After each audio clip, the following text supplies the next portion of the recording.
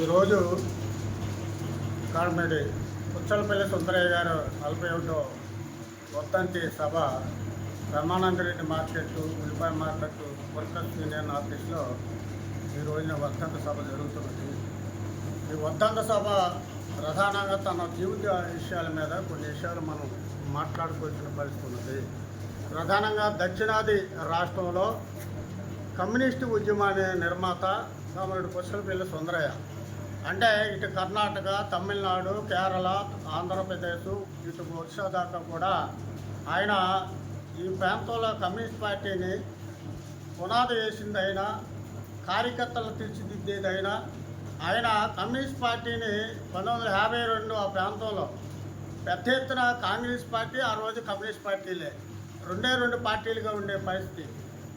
ఇప్పుడులాగా అనేక పార్టీలు, ప్రాంతీయ పార్టీలు వచ్చాయి, అనేకమంది బీజేపీ కానీ ఇలాంటి పార్టీలు కూడా లేని పరిస్థితి. అలాంటి సందర్భంలో ఆనాడే ఆయన పేదల సమస్యల మీద పెద్ద ఎత్తున కార్యక్రమాలు తీసుకొని రూపొందించుకొని కార్యక్రమాలు చేయడం అనేది కూడా జరిగింది. కాబట్టి సుందరయ్య గారు రైతు సంఘాన్ని ఏర్పాటు చేయడంలో ప్రధానమైన కీలక పాత్ర పోషించాడు. అలాగే వ్యవసాయ కార్మిక సంఘాన్ని ఏర్పాటు చేయడం ప్రధానమంత్రి కీలక పాత్ర పోషించాడు. ట్రేడ్ యూనియన్ ఈ రోజున కార్మికులకి వేతనాలు పెరుగుతున్నాయంటే, ఈ రోజున ఏదైతే రష్యాలో 1917లో రష్యాలో కమ్యూనిస్ట్ పార్టీ వచ్చిన స్ఫూర్తితోటి ఇవాళ చట్టాలు అమలు జరుగుతున్నాయంటే కామ్రేడ్ సుందరయ్య గారు చూపించిన బాట. సుందరయ్య గారు చూపించిన బాటలోని ఈ రోజున కార్మికులకు కూడా తన చట్టాలని అమలు చేసుకునే దానికి అనేకమంది ప్రయత్నాలు చేయడంలో కామ్రేడ్ సుందరయ్య గారి సంఘాలు ఏర్పాటు చేయడం జరిగింది. దీంతో పాటుగా తెలంగాణలో నైజాంకి వ్యతిరేకంగా పెద్ద ఎత్తున రోజున ఆయుధాలు లేవు. ఆ రోజున ఆయుధాలు తెప్పించుకొని పురుషులకి, మహిళలకు కూడా తుపాకీ పట్టుకొని ఎలాగా పోరాటం చేయాలి, ఉద్యమం ఎలాగో పోరాటం చేయాలనేది ఆయన ఆ రోజున శిక్షణ కూడా ఇచ్చిన పరిస్థితి. మహిళలకి, పురుషులకు కూడా శిక్షణ ఇచ్చారు. ఆ రోజు నైజాం పోరాటంలో పెద్ద ఎత్తున భూములు 10,000 ఎకరాల భూమిని ఆ తెలంగాణ సాయుధ పోరాటంలో భూమి పంచడం కూడా జరిగింది. అదేవిధంగా ఆయన మరి ఆల్ ఇండియా సెక్రటరీగా చేశాడు. ఈ రాష్ట్రంలో మరి కార్యదర్శిగా కూడా పనిచేశారు. ఎమ్మెల్యేగా కూడా నెగ్గారు, ఎంపీగా నెగ్గారు. ఈ రోజున మోడీ గారు మొన్ననే చెప్పారు, 10వ తారీఖున హైదరాబాద్లో ఒక విషయం చెప్పారు. ఈ రోజున పొదుపు కార్యక్రమం చేయాలని చెప్పాడు. పొదుపు కార్యక్రమాన్ని ఆనాడే చూపించారు సుందరయ్య గారు. పార్లమెంట్కి సైకిల్ మీద పార్లమెంట్కి వెళ్ళి, పార్లమెంట్లో ఆయన సైకిల్ మీద వెళ్తుంటే ఆ రోజున చాలా ఆశ్చర్యంగా చూసిన పరిస్థితి. కానీ పార్లమెంట్లో మాట్లాడాలంటే ఆ రోజున నెహ్రూ గారు ప్రధానిగా ఉండేటప్పుడు సుందరయ్య గారు ఏం మాట్లాడతారో పార్లమెంట్లో ఆ మాట్లాడిన అంశాలన్నీ కూడా జాగ్రత్తగా మనం కూడా గమనంలో పెట్టుకోవాలి. ప్రతిపక్ష నాయకుడిగా ఆ రోజున సుందరయ్య గారు మాట్లాడిన బాటే ఈరోజు అనేకమంది ఊర్జో పార్టీలు కూడా ఆయన స్ఫూర్తితో చెప్పుకోవాల్సిన పరిస్థితులు ఉన్నాయి.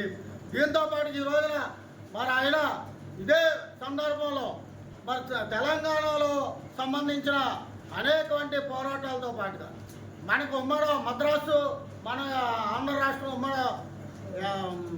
మద్రాసులో శాసనసభ, ఇలాంటి సందర్భాల్లో కూడా అనేకమంది సూచనలు చూపించాడు. అలాగే ఇక్కడ వరి పంట అసలు మన గోదావరి, కృష్ణా నది పర్యటనలు చేసి ప్రాజెక్టులు ఎక్కడ నిర్మించాలి, ఎక్కడ కడితే ఈ రాష్ట్రం, ఆంధ్ర రాష్ట్రం అభివృద్ధి అవుతుంది అనే స్ఫూర్తితో ఆయన ఆనాడే ప్రభుత్వాలకి అనేకమంది మరి ప్రేరణ కాగితాలు వేసి వాళ్ళందరూ కూడా సమర్పించిన పరిస్థితులు ఉన్నాయి. ఈ రోజున పశ్చిమ గోదావరి పచ్చగా పాడి పంటలు పండుతున్నాయంటే ఆయన చూపించిన స్ఫూర్తి, ఆయన చూపించిన ప్రాజెక్టుల నిర్మాణాన్ని బాధ్యతగా నిర్వర్తించిన కత్తాయంతో ఈ రోజున ప్రాజెక్టులు కూడా రకం నిర్మాణం జరిగిందనేది మనం గమనంలో పెట్టుకోవాల్సిన పరిస్థితి ఉంది. అంచేత సుందరయ్య గారు అంటే చిన్న విషయం కాదు. సుందరయ్య గారు మన పశ్చిమ గోదావరి జిల్లాలో అనేక సార్లు పర్యటన చేసిన సంఘటనలు ఉన్నాయి. ఆయన ఆనాడే కాంగ్రెస్ ప్రభుత్వం మరి కళ్ళు నిషేధానికి కూడా అనేకమంది పిలుపునిస్తే ఆయన మొండిగా తాళ్ళు ఏ తాడి కూడా ఎక్కలేని పరిస్థితిలో ఉన్న తాడుల్ని ఆయన ఎక్కి కళ్ళు కూడా తీసి ఆ రోజున జనానికి అందరికి కూడా అందించే పరిస్థితి ఉంది. అదేవిధంగా ఈ రోజున పశ్చిమ గోదావరి జిల్లాలో మొన్ననే జరిగింది మాగోల్లో కలిదండి సూర్యనారాయణరాజు గారు అని ఆయన ఒక కార్యకర్తగా ఇక్కడ పెద్ద ఆందోళన పోరాటం చేశాడు. అదేవిధంగా మరి ఎస్ఆర్ డాక్టర్ గారు కానీ అదేవిధంగా మన పక్కనున్న మన ఏదైతే మనకి రూరల్ ప్రాంతంలో ఉన్నదో ఆ ప్రాంతంలో మరి అనేకమంది మంది ఈ రోజున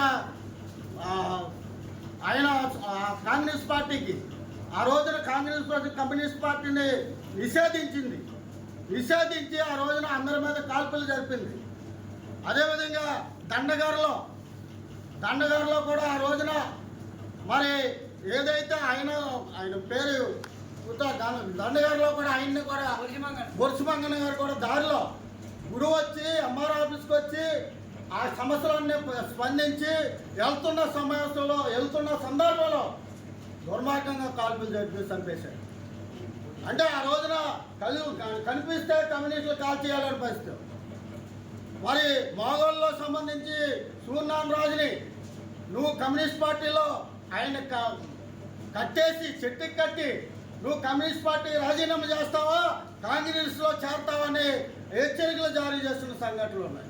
అంచేత పశ్చిమ గోదావరి జిల్లాలో కానీ ఆనాడు కమ్యూనిస్ట్ పార్టీ మనం చూసే 52 ఆ ప్రాంతంలో కమ్యూనిస్ట్ పార్టీ అధికారంలోకి వస్తుంది. సుందరయ్య గారు ముఖ్యమంత్రి అవుతారు. అనేక మంది కమ్యూనిస్ట్ నాయకులే మరి రాష్ట్రాన్ని మరి శాసనసభను నడిపే స్థాయికి ఆ రోజున ఎన్నికల సందర్భంలో పెద్ద ఎత్తున మరి ఎమ్మెల్యేలుగా లెక్కిన సంఘటనలు ఉన్నాయి. అందుచేత